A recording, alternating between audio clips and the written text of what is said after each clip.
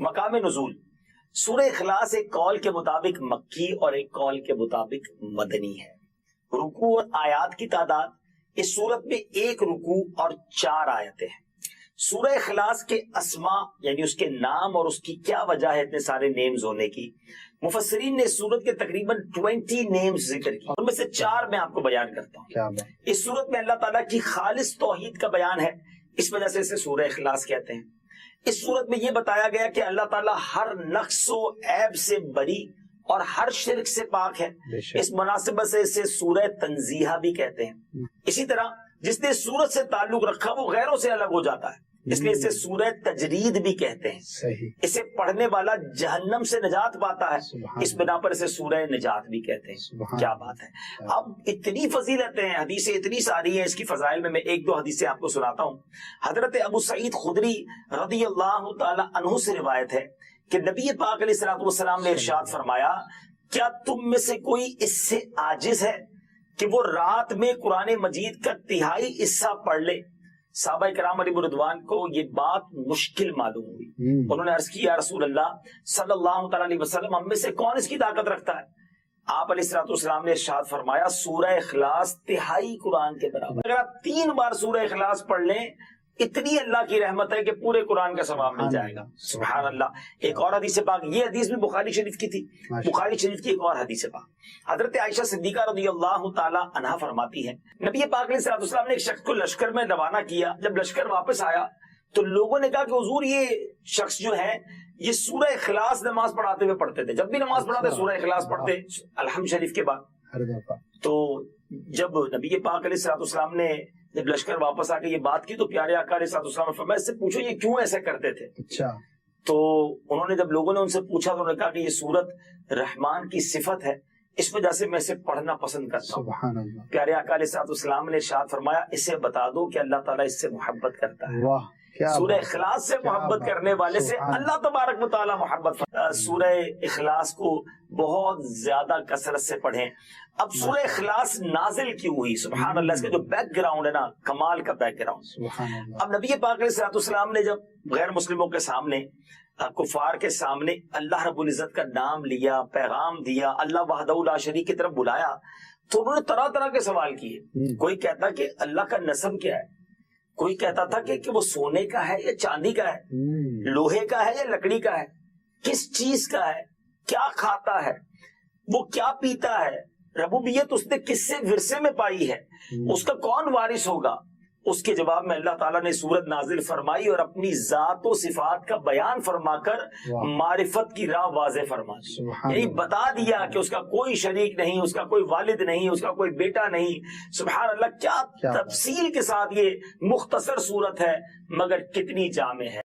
حضرت عمر رضی اللہ تعالیٰ عنہ، آپ کا مرتبہ کیا ہے، آپ کا اسٹیٹس کیا ہے؟ پہلے اسٹیٹس سمجھیے. آپ وہ ہستی ہیں جن کے بارے میں میرے آقا فرماتے، میرے بعد کوئی نبی ہوتا تو عمر ہوتا. عمر جس گلی سے گزر جائے اس گلی سے شیطان نہیں گزرتا. ایسا مرتبہ. آقا علیہ الصلوۃ والسلام نے اپنی زبان حق ترجمان سے دنیا میں جنت کی بشارت دے دی ہے. جب آپ پر قاتلانہ حملہ ہوتا ہے، آپ زخموں سے چور چور ہیں، آپ ڈاکٹرز جو ہیں میری بات انڈرسٹینڈ کریں گے، جب بندہ انکانشیس ہو، بہت زیادہ بلیڈنگ ہو جائے، بڑا وہ کمزور فیل کرتا ہے اپنے آپ کو. حضرت عمر نڈھال ہیں، انکانشیس ہیں. اب صحابہ مشورہ کر رہے ہیں کہ آپ کو بیدار کیسے کیا جائے، کیسے. آج تو آپ کے پاس بہت سارے پروسیجر ہیں نا. ایک صحابی عرض کرتے ہیں کہ یہ نماز کے نام پر ایسے اٹھیں گے کسی اور نام سے نہیں اٹھیں گے. اتنی نماز سے ان کو محبت ہے کہ یہ زخموں میں بھی کھڑے ہو جائیں گے. اگر یہ بے ہوشی کے عالم میں ہے، ان کو ہوش آ جانا ہے. حضرت عمر کے پاس ایک شخص کھڑے ہو کر عرض کرتے ہیں، اے امیر المومنین نماز، یا امیر المومنین نماز. سیدنا امیر المومنین اس حالت میں کھڑے ہو گئے اور آپ نے زخموں کی حالت میں بھی نماز ادا کی. اور وہ تاریخی جملہ ارشاد فرمایا، اللہ عز و جل کی قسم، جو نماز ترک کرے اس کا اسلام میں کوئی حصہ نہیں. وہ زخموں میں کھڑے ہو کر نماز پڑھیں، ہم صحت مندی میں نماز نہ پڑھیں. یار آج سر میں درد ہے، کل سے پڑھ لوں گا، بس اگلے جمعے سے پکی نماز پڑھنی ہے. توبہ توبہ توبہ. ایک طرف اپنے آپ کو ہم کہتے ہیں صحابہ کا نوکر، صحابہ کا غلام. صحابہ کی زندگی کیا میسج دے رہی ہے؟ Each and every aspect of the life of صحابہ ان اہل بیت اطہار، یہ ہمیں میسج دے رہے ہیں کہ کسی حالت میں نماز قضا نہیں کرنی. آپ نے حضرت عمر کی سیرت سنی نا، کربلا والوں پنجتن پاک کے ہم غلام کہلاتے ہیں، نیاز مناتے ہیں، ان کی بالکل کرنا چاہیے. مگر امام حسین نے تلواروں کے سائے میں کربلا کے میدان میں آخری کام کیا کیا تھا؟ سجدہ ہی تو کیا تھا نا. وہ سجدہ کربلا کے میدان میں کیا گیا، وہ سجدہ مجھے اور آپ کو میسج دے رہا ہے کہ کسی حالت میں نماز نہیں چھوڑنی ہے. کیا قیامت کے دن صحابہ اور اہل بیت سے ملنا نہیں ہے؟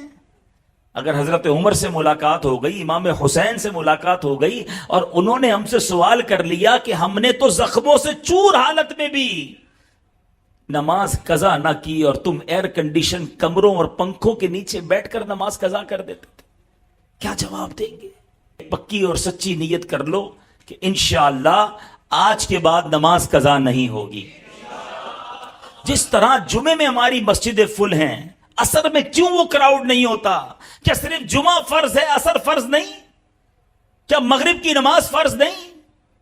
ذرا سوچئے نا، یہ کیسی انڈرسٹینڈنگ ہم نے ڈیولپ کر لی ہے. ہمارے بچوں کو سکھا رہے ہیں ہم، گویا انڈیلیبریٹلی انہیں یہ ٹیچ کر رہے ہیں کہ بیٹا جمعہ ہی پڑھنا ہے، کیونکہ باپ تو جمعے کے دن ہی بیٹے کو لے کے مسجد میں جاتا ہے. عصر کی نماز میں باپ سویا ہوا ہے یا کام پہ لگا ہوا ہے. نہیں میرے میٹھے اسلامی بھائیوں، یہ ٹرینڈ ڈیولپ کیجئے کہ ہر نماز عاشقان رسول کے ساتھ مسجد میں جا کر انشاءاللہ ادا کریں گے. کوئی پہلی دوسری کلاس کا طالب علم ہو، اس کو آپ ڈاکٹروں کی کتاب پکڑا دیں، MBBS کی بک پکڑا دیں، تو اس کو تو سمجھ نہیں آئے گی. ٹھیک ہے نا؟ کیونکہ اس کی عقل اس کتاب کے متعلق نہیں ہے. قرآن سمجھنا، اس کو بیان کرنا، یہ بڑے بڑے علماء کا کام ہے. تو ہمیں قرآن پاک جب بھی پڑھنا ہے، اس کا ترجمہ اور اس کی تفسیر عاشقان رسول جو علماء ہیں ان کی تفسیر اور بڑے بڑے ائمہ کے اقوال سے سمجھنا ہوگا. عقل کے گھوڑے دوڑاتے ہیں اور قرآن کو موجودہ معاملات سے جب کمپیئر کرنے جاتے ہیں تو کچھ لوگ ٹھوکر کھا جاتے ہیں. جیسے مثنوی شریف میں ایک بار ایک فلسفی کہیں سے گزر رہا تھا، اس کے کانوں میں قرآن کی تلاوت کی آواز آئی اور اس نے سورہ ملک کی تلاوت سنی. اور سورہ ملک کی جب آخری آیت اس نے سنی، ہم نے کئی بار سنی ہوگی، قُلْ أَرَأَيْتُمْ إِنْ أَصْبَحَ مَاؤُكُمْ غَوْرًا فَمَنْ يَأْتِيكُمْ بِمَاءٍ مَّعِينٍ. کئی باری آیت سنی. ترجمہ کیا ہے اس کا؟ آسان ترجمہ قرآن کنز العرفان. تم فرماؤ بھلا دیکھو تو اگر صبح کو تمہارا پانی زمین میں دھس جائے تو وہ کون ہے جو تمہیں نگاہوں کے سامنے بہتا ہوا پانی لا دے؟ یہ آیت کریمہ سن کر وہ فلسفی تکبر اور غرور میں کہنے لگا اس میں کیا بڑی بات ہے، اگر اللہ پانی کو دھسا دے گا تو ہمارے پاس تو بڑی بڑی ڈرل مشینیں ہیں، بڑے بڑے آلات ہیں، ہم پانی کو نکال لیں گے. ہیں یہ تو جناب ہمارے اختیار میں ہے. اللہ فرماتا کون ہے جو نکالے؟ ہم نکالیں گے. اب اس نے قرآن کو اپنی عقل سے سمجھنے کی کوشش کی. اچھا اب کیا ہوا؟ رات کو وہ فلسفی سویا تو اس کے خواب میں اس نے دیکھا کہ ایک بڑا طاقتور شخص آیا، اس نے اس فلسفی کے منہ پر ایک زوردار چانٹا مارا. جب چانٹا مارا تو اس کی دونوں آنکھیں باہر آ گئیں، اور ہماری آنکھوں میں نور کا ایک ایک قطرہ ہوتا ہے، دونوں آنکھوں میں ایک ایک قطرہ ہوتا ہے جس سے ہم دیکھتے ہیں. پانی، آنکھوں کا پانی جس کو اب کہا جاتا ہے. تو قطرے زمین پر گر کر خشک ہو گئے. خواب میں یہ سب کچھ ہوا ہے. خواب میں آنے والے شخص نے کہا کہ اے بدنصیب، اگر تو واقعی کدال اور پھاوڑے اور سائنسی آلات سے زمین میں گیا ہوا پانی نکال سکتا ہے تو اپنی ان دونوں آنکھوں سے نکلے ہوئے جو قطرے اس کو پانی کو نکال کے دکھا. صبح ہوئی تو اس کی آنکھیں پھوٹی ہوئی تھی، آنکھوں میں بہت درد تھا، نظر کچھ نہیں آ رہا تھا، اور اس کا وہ جو سارا نشہ تھا، سارا غرور تھا، وہ بھی اتر چکا تھا. کہ ہر چیز اپنے دماغ سے فیصلہ نہیں کی جاتی. اللہ کے احکام ہیں تو ہمارا کام اس پر عمل کرنا ہے، اس پر یقین کرنا ہے، اسے فالو کرنا ہے. قرآن میں ایسے ایسے خزانے ہیں. تو قرآن تو وہ عظیم کتاب ہے کہ جس کی ہمیں جو ہے برکتیں حاصل کرنی چاہیے، معاذ اللہ اس کو ڈبیٹ میں یعنی اس کو اگینسٹ میں اس کے بات کرنے سے پہلے 1000 بار سوچنا چاہیے۔ ہم مسلمان ہیں، ہمارا کام ایمان لانا ہے۔ شاعر کہتے ہیں نا، کسی کو تاج وقار بخشے، کسی کو ذلت کے غار بخشے، جو سب کے ماتھے پہ مہر قدرت لگا رہا ہے وہی خدا ہے۔ ارے اسلاف نے جب قرآن کریم فرقان حمید کو پڑھا تو پڑھنے کے بعد اس کے اندر ہم نے کتنا عمل کیا؟ اول تو ہم پڑھتے نہیں ہیں، پڑھتے ہیں تو عمل نہیں کرتے۔ ہمارے بزرگان دین نے کیسا عمل کیا؟ قرآن مجید کی ایک آیت تھی، ایک بڑی کمال کی آیت ہے، اور اس آیت نے ہزاروں، میں کہوں کہ بہت سارے لوگوں کی زندگی میں زبردست انقلاب برپا کر دیا۔ صرف ایک آیت ہے۔ آیت کیا ہے؟ أَلَمْ يَأْنِ لِلَّذِينَ آمَنُوا أَن تَخْشَعَ قُلُوبُهُمْ لِذِكْرِ اللَّهِ 27واں پارہ ہے، سورہ حدید ہے، آیت نمبر 16 ہے۔ اس ایک آیت میں اتنا گہرا میسج ہے۔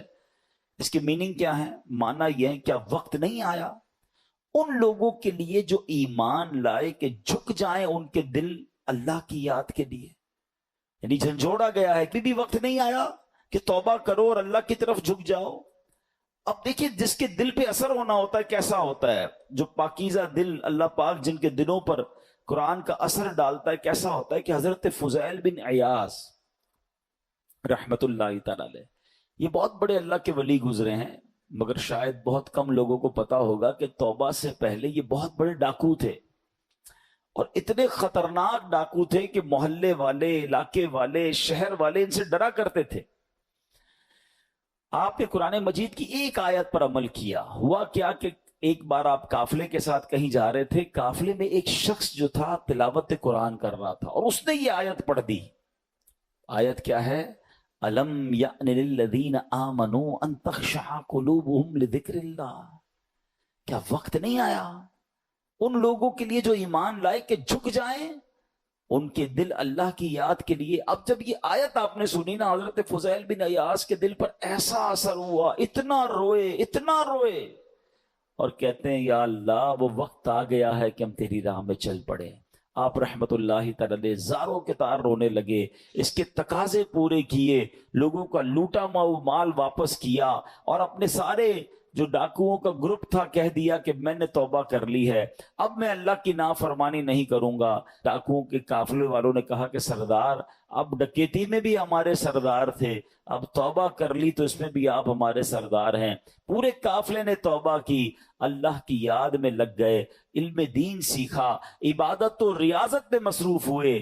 اللہ اکبر۔ پھر اللہ نے آپ کو ولایت کا ایسا مقام عطا کیا کہ ایک مرتبہ مینا میں ایک پہاڑ پر موجود تھے، آپ نے فرمایا اگر کوئی ولی اللہ اس پہاڑ کو حکم دے کہ ایک پہاڑ لمبا ہو جا تو فوراً لمبا ہو جائے گا۔ بس اتنا کہنے کی دیر تھی کہ پہاڑ نے لمبا ہونا شروع کر دیا۔ آپ نے فرمایا پہاڑ رک جا، میں نے تجھے حکم نہیں دیا ہے۔ یہ سنتے ہی وہ ٹھہر گیا۔ تو اللہ والے جو ہوتے ہیں، اب یہاں جو اصل ہمیں بات سیکھنی ہے کہ توبہ کرنے سے اللہ کیسا مرتبہ عطا فرماتا ہے۔ ڈاکو ہو اللہ اسے اپنا ولی بنا لیتا ہے، بس سچے دل سے توبہ کرنا ہے اور قرآن کے نور کو دل میں داخل کرنا ہے۔ ایسی بہت ساری قرآن میں آیتیں ہیں، اگر بندہ دل سے پڑھے تو وہ ڈائریکٹ دل پر اثر کرتی ہیں، امپیکٹ کریٹ کرتی ہیں۔ آپ قرآن کا امپیکٹ دیکھیں نا، کبھی کبھی ایسا ہوتا ہے کہ بہت اچھا قاری تلاوت کرنے والا ہو یا امام صاحب بڑی اچھی تلاوت کر رہے ہوں، ہمیں سمجھ نہیں آتا مگر آنکھوں سے آنسو جاری ہو جاتے ہیں، دل پر ایک کیفیت طاری ہو جاتی، کیسے؟ بات تو سمجھ نہیں آ رہی ہے۔ یہ وہ قرآن کا نور ہے، یہ وہ قرآن کی برکت ہے جو آپ اپنے دل میں محسوس کرتے ہیں۔ اللہ کرے کہ میں اور آپ سمجھ کر قرآن پڑھنے والے بنیں اور قرآن کی برکتیں حاصل کریں۔ صحابہ کرام کس طرح عمل کرتے تھے؟ قرآن کی آیت پڑھتے تھے اور نیکی پر عمل کر لیتے تھے۔ بخاری شریف کی ایک حدیث ہے، حضرت ابو طلحہ انصاری رضی اللہ تعالیٰ عنہ بڑے مالدار صحابی تھے، انہیں اپنے مال میں بے روحا، یہ بڑا پیارا ایک وہ آپ کا کنواں تھا، باغ بھی تھا، وہ باغ بڑا پسند تھا آپ کو، تو بے روحا نامی باغ انہیں بڑا پسند تھا، تو قرآن کی آیت نازل ہوئی لن تنالوا البر حتى تنفقوا مما تحبون، یہ چوتھے پارے کی پہلی آیت ہے۔ اب دیکھیں اس ایک آیت میں میسج کتنا ہے، 6600 سے زیادہ آیتوں میں کیا کیا خزانے ہوں گے۔ میں نے آپ کو ابھی ایک آیت سنائی جس نے حضرت فضیل بن عیاض کو بدل دیا، ابھی ایک آیت سنائیے چوتھے پارے کی پہلی آیت۔ ترجمہ کیا ہے اس کا؟ تم ہرگز بھلائی کو نہیں پا سکو گے جب تک راہ خدا میں اپنی پیاری چیز خرچ نہ کرو۔ کیا شاندار میسج ہے، اگر بھلائی چاہیے تو اللہ کی راہ میں بیسٹ خرچ کرنا ہے، گھٹیا نہیں۔ اچھا انہوں نے پڑھی یہ آیت، ابھی نازل ہوئی، ابھی پڑھی، فوراً نبی پاک کی بارگاہ میں حاضر ہوئے، کہتے حضور بے روحہ جو ہے نا باغ مجھے بڑا پسند ہے، اللہ نے فرمایا ہے بھلائی جب ملے گی جب بہترین چیز خرچ کرو گے، حضور میں اپنا یہ پورا باغ ہی راہ خدا میں خرچ کرتا ہوں، صدقہ کرتا ہوں۔ ادھر آیت پڑھی، ادھر عمل شروع۔ ہم نہ جانے کتنے بیان سنتے ہیں، کتنی آیتیں پڑھتے ہیں، کتنا قرآن پڑھتے ہیں، عمل کدھر ہے؟ تو یہ وہ لوگ تھے جو قرآن پڑھتے تھے اور فوراً اس پر عمل کرنا شروع کرتے تھے، اور پھر اللہ نے ان کو کیسا مرتبہ عطا فرمایا۔ اے میرے پیارے اسلامی بھائیوں، قرآن سے محبت کیجیے، قرآن سے دوستی کیجیے۔ حدیث پاک میں آتا ہے جس کا مضمون ہے وہ دل ویران ہے جس میں کچھ قرآن نہیں ہے۔ ہم چیک کریں ہمارے سینوں میں کتنا قرآن ہے۔ میں آج آپ کو ایک ایسی روایت سنانے جا رہا ہوں کہ جب بھی پڑھتے ہیں نا یا اس کو سنتے ہیں، کہتے ہیں نا وہ رونگٹے کھڑے ہو جاتے ہیں۔ یہ تورات شریف میں روایت ہے کہ اللہ پاک ارشاد فرماتا ہے، اے میرے بندے کیا تجھے مجھ سے حیا نہیں آتی کہ تو راستے میں چل رہا ہوتا ہے، تیرے پاس اپنے کسی بھائی کا خط آتا ہے تو تو راستے سے ہٹ جاتا ہے، بیٹھ کر اس کے ایک ایک حرف کو غور سے پڑھتا، یہاں تک کہ اس کا کوئی لفظ نہیں چھوڑتا، جبکہ میری کتاب میں نے تیری طرف نازل کی۔ دیکھ اس میں تیرے لیے کتنی تفصیل ہے، میں نے کتنی بار تجھے سمجھایا تاکہ تو اس میں غور کرے، پھر بھی تو اس سے منہ پھیرتا ہے۔ کیا میرا مرتبہ تیرے نزدیک تیرے بھائیوں سے بھی کم ہے؟ راہ نجات ہے، راہ ہدایت ہے، کتنے خزانے ہیں ہمارے لیے۔ اچھا میں اور آپ واٹس ایپ پڑھیں، ہر واٹس ایپ پڑھنے کا تو ثواب نہیں نا، قرآن جتنا پڑھے ثواب ہے، ہر لفظ پر ثواب ہے، اور برکتیں کیسی ہیں، اللہ اکبر اللہ اکبر۔ ایک صحابی ہیں حضرت ثابت بن قیس، ان کا گھر جو ہے رات کے وقت ان کا گھر ایسے چمکتا تھا جیسے روشن چراغ چمکتا ہے۔ اس زمانے میں تو بجلی کا انتظام نہیں تھا، تو لوگوں نے نبی پاک سے تذکرہ کیا کہ حضور ثابت بن قیس کا گھر پورے محلے میں چمکتا رہتا ہے چراغ کی طرح۔ تو نبی پاک نے پتہ کیا فرمایا، ثابت بن قیس ضرور رات کو سورہ بقرہ کی تلاوت کرتے ہوں گے۔ صحابہ نے آ کے پوچھا کیا ایسا ہی ہے؟ کہتے ہاں میں روز رات کو سورہ بقرہ کی تلاوت کرتا ہوں۔ یعنی اب غور کریں کہ قرآن پڑھنے پر ثواب، برکتوں کا نزول، فرشتوں کا نزول ہے، ہدایت الگ مل رہی ہے، گائیڈنس الگ مل رہی ہے، but we have no time to read Quran and have no time to understand Quran. لیکن جو میسیجز آ رہے ہیں، جو ای میلز آ رہی ہیں، جو واٹس ایپ آ رہے ہیں، سب پڑھ رہے ہیں، سب دیکھ رہے ہیں، مس نہ ہو جائے۔ کتنی بڑی بات ہے کہ اللہ کے پیغام کے لیے وقت نہیں ہے۔ ہم مسلمان ہیں، ہم کیا یہ جواب دے سکیں گے قیامت کے دن کہ اللہ بڑا بیزی تھا، ٹائم نہیں تھا، بیزی لائف تھی، فیملی لائف تھی؟ نہیں میرے پیارے اسلامی بھائی، اس کو محسوس کیجئے۔ اب میں ایک اور لاجک کے ذریعے سمجھاتا ہوں، پھر میں قرآن کی اس آیت کی طرف آؤں گا جو آج میرا ٹاپک ہے۔ اللہ کرے کہ قرآن سے محبت کسی طرح بڑھ جائے اور ہم روز قرآن پڑھنے والے بنیں۔ آپ میں سے بہت سارے مجھے ایسے چہرے نظر آ رہے ہیں کہ جو بزنس مین بھی ہیں، اپنے اپنے کاروبار میں باس کی حیثیت رکھتے ہیں، یا مینیجر ہیں، یا ایچ او ڈی ہیں۔ ہم کیا کرتے ہیں نارملی رات کو سونے سے پہلے ہم اپنے مینیجر کو، اپنے امپلائی کو کچھ میسیجز کرتے ہیں کہ بیٹا صبح اٹھ کے یہ کام کر لینا، یہاں سے چیک اٹھا لینا، فلاں فائل وہاں دے دینا، بینک میں یہ پیسے ڈلوا دینا۔ 5 7 8 کام دے کے آپ فری ہو گئے۔ آپ کو پتا ہے اب جب میں اٹھ کر کھانا وانا کھا کے بریک فاسٹ کر کے آفس پہنچوں گا، یہ سارے کام ہو گئے ہوں گے، کیونکہ اس کی ڈیوٹی یہی ہے۔ اب ایک دن آپ صبح اٹھے اور آپ نے فون کیا کہ میں نے آپ کو کام دیے تھے وہ سارے ہو گئے، وہ کہے کہ سر وہ آپ کا میسج نہیں سن سکا۔ مجھے بتائیں آپ کا کیا رپلائی ہوگا. اور اگر بڑے اہم کام، بڑے امپورٹنٹ کام آپ نے دیے ہوں اور وہ آپ کو یہ جواب دے دے کہ ٹائم گزر گیا بینک کا، وہ جو فیس جمع کروانے کا ٹائم تھا وہ ختم ہو گیا ہے، آج چالان جمع کرانے کی آخری ڈیٹ تھی وہ ختم ہو گئی، اور بندہ آپ کو جواب یہ دے میں نے سنا ہی نہیں آپ کا پیغام، بتائیں آپ کا کیا جواب ہوگا؟ آپ کتنا ناراض ہوں گے کہ تمہاری ڈیوٹی تھی، تمہاری تو جاب ہی یہی تھی کہ میرا میسج سنتے. تمہیں پتہ ہے کتنا نقصان ہو گیا، کتنا شاؤٹ کریں گے آپ، کتنا ناراض ہوں گے. آپ کا کوئی میسج نہ سنے آپ کو برا لگتا ہے. مجھے 40 سال ہو گئے، کسی کو 50 سال ہو گئے، کسی کو 30 سال ہو گئے اس دنیا میں آئے ہوئے، سب کے گھر میں قرآن ہے، سب کے گھر میں اللہ کا میسج آیا ہوا ہے. کیا آپ نے پڑھ لیا ہے؟ آپ نے سن لیا ہے؟ آپ نے سمجھ لیا ہے؟ سوچیں اللہ کی بارگاہ میں اگر اللہ ناراض ہو گیا تو ہم کدھر جائیں گے؟ نہ کریں ایسا. یا تو ایسا ہوتا نا کسی بھی چیز کا ٹائم نہیں ہے، سب چیزوں کا ٹائم ہے. سوشل میڈیا کا ٹائم ہے، فیملی کے لیے ٹائم ہے، کھانے پینے کا ٹائم ہے، نوکری کا ٹائم ہے، گھومنے پھرنے کا ٹائم ہے، دوستوں میں جانے کا ٹائم ہے. اب تو جم ٹائم نیا آ گیا ہے جناب، جم ٹائم ہے، واکنگ ٹائم ہے، سب ٹائم ہے آپ کے پاس. افسوس یہ ہے کہ قرآن ٹائم نہیں ہے. سوچئے یہ قرآن سے دوری اچھی نہیں ہے. آپ کو پتہ ہے جب میں اور آپ قبر میں جائیں گے نا، سارے سافٹ ویئر آف لائن ہو جائیں گے، جتنے سافٹ ویئر ہم کھولتے ہیں نا، قرآن قبر میں بھی آن لائن ہوگا. حدیث پاک میں آتا ہے سورہ ملک جو روزانہ رات کو تلاوت کر لے، یہ 30 آیتوں والی سورت وہ ہے جو قبر میں آ کر عذاب سے بچائے گی. مگر اس کا بھی ٹائم 6-7 منٹ لگتے ہیں سورہ ملک پڑھنے میں، لیکن اس کا بھی ٹائم نہیں ہے. اچھا اگر میں قرآن نہیں پڑھ رہا، اب آپ اس کا امپیکٹ سوچئے گا، اگر ہم قرآن سے دور ہو گئے تو ہمارے بچوں کا کیا حال ہوگا؟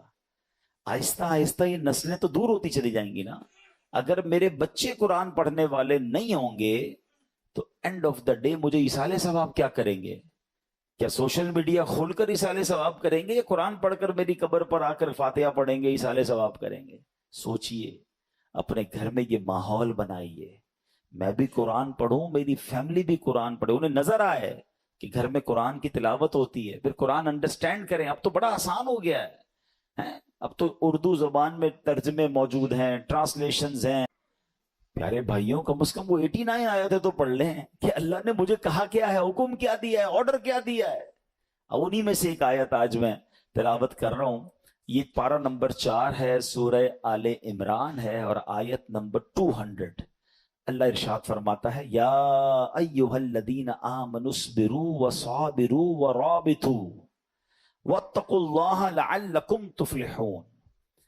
ترجمہ قرآن، اے ایمان والو صبر کرو اور صبر میں دشمنوں سے آگے رہو، اور اسلامی سرحد کی نگہبانی کرو، اور اللہ سے ڈرتے رہو اس امید پر کہ تم کامیاب ہو جاؤ. اس میں 2-3 بڑے پیارے میسج ہیں. اس آیت میں ارشاد فرمایا اے ایمان والو نیکیاں کرنے، گناہوں سے بچنے کی مشقت، دنیاوی مصیبتوں اور آفتوں پر صبر کرو، اور جنگ کی سختیوں کے موقع پر صبر کرنے میں کفار پر غالب رہو. صبر و استقامت میں ان سے کمتر ثابت نہ ہونا، اور اسلامی سرحد پر اپنے جسموں اور گھوڑوں کو کفار سے جہاد کے لیے تیار رکھو.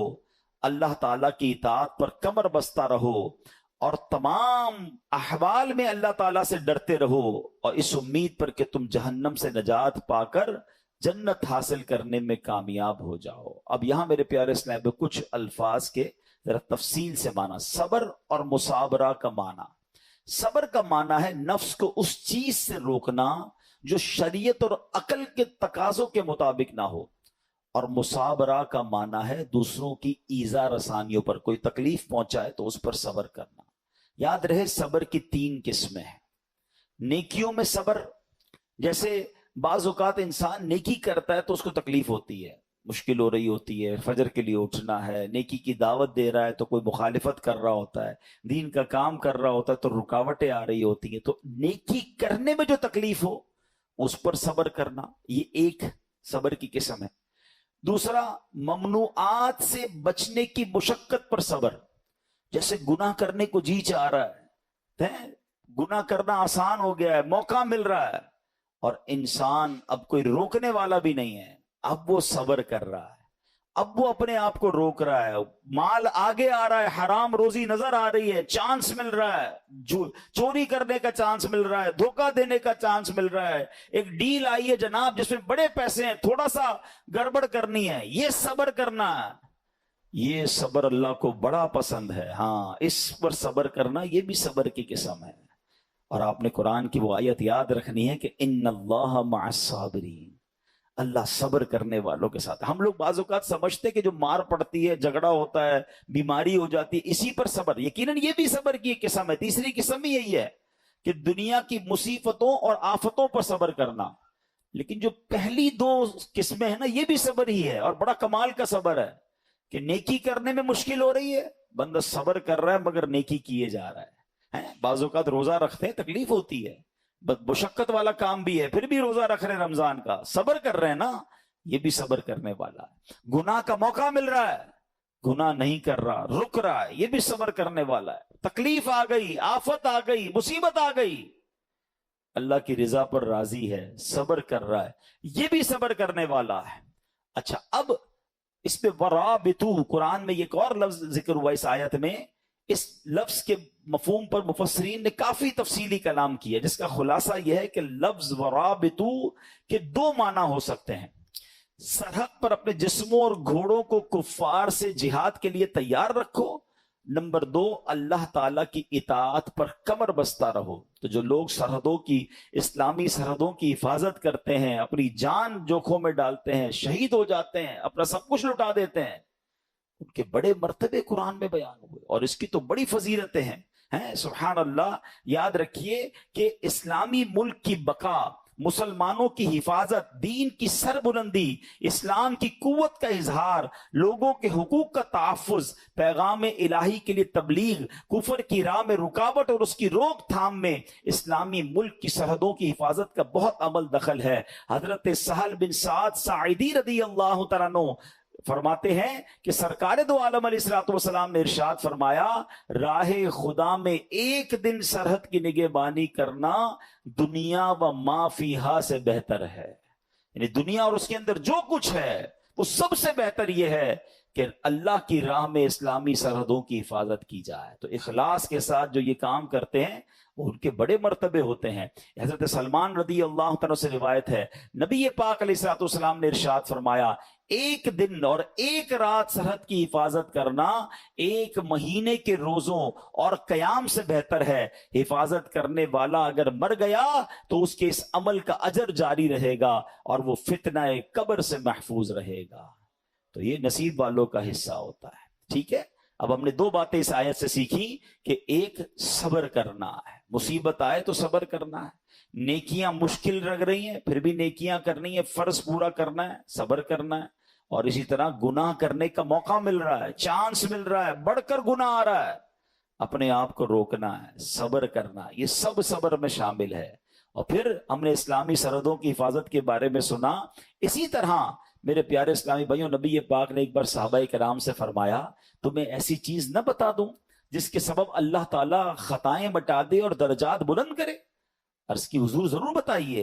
ارشاد فرمایا، جس وقت وضو ناگوار ہوتا ہے اس وقت وضو کامل کرنا، اور مسجدوں کی طرف قدموں کی کثرت، اور ایک نماز کے بعد دوسری نماز کا انتظار، اس کا ثواب ایسا ہے جیسا کفار کی سرحد پر حمایت بلاد اسلام کے لیے گھوڑا باندھنے کا ہے۔ یعنی کچھ لوگوں کو تو جہاد کا موقع ملتا ہے، اللہ ان کو سلامتی عطا فرمائے، مگر عام مسلمان جیسے ابھی کوئی اگر اسلامی سرحدوں پر ہمارے ملک میں کوئی ایسا معاملہ نہیں اور ہم نہیں جا پا رہے، تو یہ کتنی پیاری حدیث ہے کہ ایک نماز سے دوسری نماز کا انتظار کرنا، جب وضو مشکل ہو اس وقت وضو کرنا، سردیوں میں بعض اوقات وضو مشکل ہو جاتا ہے، مسجدوں کی طرف قدم رکھ چلنا، تو آقا فرماتے ہیں اس کا ثواب ایسا ہے کہ کفار کی سرحد پر حمایت بلاد اسلام کے لیے گھوڑا باندھنے کا۔ تو اے میرے پیارے اسلامی بھائیوں، قرآن پاک کی آیتوں میں ہم سب کے لیے بہت سارے میسج ہیں۔ آج بڑا مسئلہ یہ ہے کہ ہمارے اندر سے صبر ختم ہوتا جا رہا ہے، آج بے صبری کا دور ہے، چھوٹی سی مشکل آ جائے، چھوٹی سی پریشانی آ جائے، ہم شکوہ کرتے ہیں، ہم شکایت کرتے ہیں. یاد رکھیے سب کو بتا کر صبر نہیں ہوتا ہے. بعض اوقات ہمارے ساتھ کوئی پرابلم ہو، پورے محلے کو بتایا، ارے بھائی بڑا مسئلہ ہے، کاروبار ڈاؤن ہو گیا ہے، طبیعت بالکل ٹھیک نہیں ہے، فلاں نقصان ہو گیا ہے، سب کو بتا کر آخر میں کہتے ہیں جناب میں تو صبر ہی کر رہا ہوں. یہ صبر نہیں ہے. صبر پتہ ہے کس کو کہتے ہیں؟ میں جانوں میرا رب جانے. ہاں کسی کو پتہ نہ چلے. ہم ایک جملہ بڑا شوق سے کہہ رہے ہوتے ہیں، کافی لوگوں کے منہ پر یہ جملہ ایک محاورے کے طور پر آ گیا ہے کہ اللہ پاک آپ کو صبر جمیل عطا فرمائے، صبر جمیل پر اجر عظیم عطا فرمائے. ان کو کبھی روک کے پوچھے حضرت صبر جمیل کہتے کس کو ہیں؟ تو ہمیں شاید یہ نہیں پتا ہے. ہم شاید کسی جمیل بھائی کا صبر سمجھ رہے ہیں. یہ جمیل بھائی کا صبر نہیں ہے. صبر جمیل کی ڈیفینیشن لکھی ہے کتابوں میں. صبر جمیل یہ ہے کہ دو بندے ہوں، ایک پریشان ہے اور ایک بالکل خوشحال ہے. آپ کو دونوں کو دیکھ کر پتہ نہ چلے کہ پریشان کون ہے. میرا چہرہ بھی نہ بتائے. اچھا ہم زبان سے نہیں بتاتے، چہرے سے پتہ چل جاتا ہے بھائی خیر تو ہے، آج آپ کی طبیعت، آپ کا منہ اترا ہوا ہے تو ہاں بس یار وہ فلاں مسئلہ ہو گیا فلاں. نہیں، کسی کو پتہ ہی نہ چلے. صبر یہ جو جس صبر کو سبحان اللہ جس کی برکتیں ہیں نا، پھر دیکھیں غیب سے کیسے مدد آتی ہے. وہ نعت کا شعر سنا ہوگا نا، کسی کا احسان کیوں اٹھائیں، کسی کو حالات کیوں بتائیں، تمہیں سے مانگیں گے تم ہی دو گے، تمہارے در سے ہی لو لگی. ہم کہ اچھا مجھے ایک بات بتائیں، میں اپنی بیماری کسی کو بتا دوں کیا وہ علاج کر دے گا؟ میرا نقصان ہو گیا کاروبار میں، اس کو بتاؤں گا کیا پیسے دے دے گا؟ ملنا کچھ نہیں ہے، صبر کا ثواب جا رہا ہے. تو اللہ کرے کہ یہ بات سمجھ آ جائے کہ ہم پراپر صبر کرنے والے بنے. ہے بات بڑی گہری لیکن عقل مند لوگ پک کر لیں گے. حضرت رابعہ بصریہ رضی اللہ تعالیٰ عنہ نے، بڑی ولیہ تھیں، بڑی کمال کی خاتون تھی. ان کے قریب سے ایک شخص گزرا، اس کے سر پر پٹی بندھی ہوئی تھی. تو حضرت رابعہ بصریہ نے پوچھا کیوں پٹی باندھی ہے؟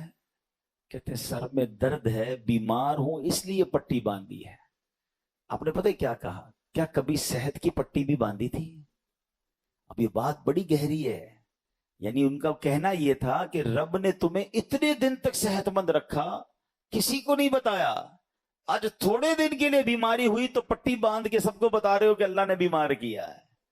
یہ بات سمجھنی ہے کہ ہماری پرابلم ہماری ہے. میرا رب، اگر رب راضی ہے میری پرابلم پر تو میں بھی راضی ہوں نا. کیونکہ آپ حدیثیں تو پڑھیں کہ نبی پاک علیہ الصلوۃ والسلام کی حدیث پاک ہے جس کا مضمون ہے کہ اللہ پاک جس بندے سے محبت کا ارادہ فرماتا ہے اس پر آزمائشوں کی بارش بھیج دیتا ہے. اب بڑی اہم بات ہے کہ محبت بھی ہو رہی ہے اور آزمائشیں بھی آ رہی ہیں. حدیث کا اگلا حصہ اس کو کلیریفائی کرتا ہے کہ حدیث پاک کا مضمون ہے کہ رب کی رضا یہ ہے کہ میرے بندے سے دنیا میں جو خطائیں ہو گئی ہیں میں آزمائشیں بھیجوں، یہ صبر کرے، اس کے گناہ معاف ہو جائیں، اب میرے پاس آئے تو گناہوں سے پاک ہو کر آئے، میں اسے اپنی جنت میں داخل کر دوں. تو آزمائشیں تو میرے گناہ معاف کروانے آئی تھی، اور ہم ہیں کہ ان آزمائشوں پر واویلا مچا رہے ہیں، لوگوں کو بتا رہے ہیں، شکوے کر رہے ہیں. بعض اوقات تو زبان سے جملے ایسے کہہ دیتے ہیں جو اللہ کی بارگاہ میں ناراضی کا سبب بنتے ہیں. نہیں میرے پیارے اسلامی بھائی، ہمیں یہ غور کرنا چاہیے کہ جس رب نے ساری زندگی چھاؤں میں رکھا ہے، اگر کچھ دن دھوپ کے آئے ہیں تو صبر سے گزارنا. یہ امتحان ہے. قرآن میں رب نے فرمایا نا، وہی بات والی بات ہے، قرآن پڑھیں نا. اللہ فرماتا ہے وَلَنَبْلُوَنَّكُمْ بِشَيْءٍ مِّنَ الْخَوْفِ وَالْجُوعِ وَالنَّقْصٍ مِّنَ الْأَمْوَالِ وَالْأَنفُسِ وَالثَّمَرَاتِ وَبَشِّرِ الصَّابِرِينَ. اللہ نے تو لسٹ بھی دے دی ہے. ہم ان قریب تمہیں آزمائیں گے، بھوک سے مال کم ہو جائیں گے، بیمار ہو جاؤ گے، خوف آ جائے گا، پرابلمز آئیں گی، مگر آگے کیا فرمایا؟ وَبَشِّرِ الصَّابِرِينَ. خوشخبری ہے صبر والوں کے لیے. الذین اذا اصابتهم مصیبہ، جب وہ مصیبت میں گرفتار ہو جاتے ہیں، قالوا انا للہ وانا الیہ راجعون، کہتے ہیں ہم اللہ ہی کا مال ہے، اللہ ہی کی طرف لوٹ کر جانا ہے. تو اللہ قرآن کی اس آیت کے صدقے ہمیں صبر کرنے والا بنا.